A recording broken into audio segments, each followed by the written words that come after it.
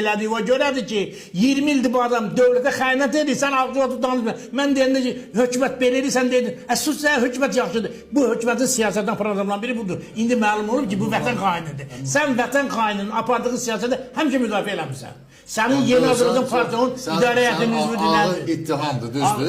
Hesab eləyirəm ki, mən şəxsən kitab gətirib, düzdür. Həmin kitabda bir dənə mənə tapıb desək ki, Ramiz Mehdiyevin adını çəkir və onun bu konsepsiyasını alt-üst eləyir. Adını çəksin, alt-üst eləsin.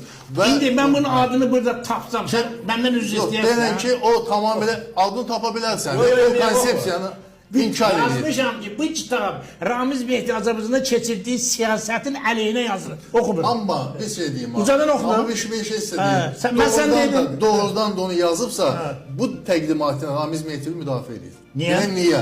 Çünki Ramiz Mehdi totalitar bir sistem qura bilirsə, o sistemdə belə kitab çıxa bilməzdir. Niyə çıxa bilmir? Öz də bilmədən müdafiə edir. Yox, niyə çıxa bilmir? Məntiqsizlik yaranır. Çünki totalitar dediniz ki, onun əlindən hamısının qabağını alır. Siz də onu kitabda tənqid edirsiniz. Bu totalitar o demək deyil ki, ən kiçik nöqtəyə qədər belə nəzarət edə bilir.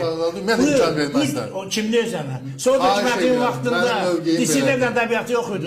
Sovet hökumətində dissidentlər yox idi. Ən dünyanın bir nömrəli totalitar bu gün Çində yoxdur. Ona görə mənim mövqeyim belədir ki, Azərbaycan hüquqi dövlətdir.